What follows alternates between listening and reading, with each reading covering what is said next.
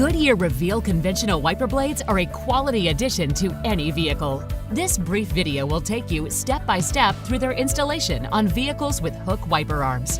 Hook wiper arms are among the easiest to install because you won't need any of the additional adapters, just the blade itself. First, rotate the back of the adapter upward.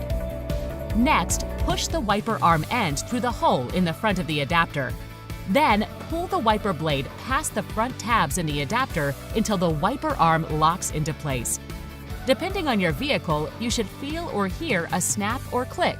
Visually check that the blade is past the tabs. But just to be certain you've installed the blade properly, give it a firm tug to make sure it's securely attached. Simply repeat these steps for the second blade and you're all set, ready to easily wipe away the elements with your new Goodyear Reveal wiper blades. Goodyear Reveal wiper blades, performance you can trust.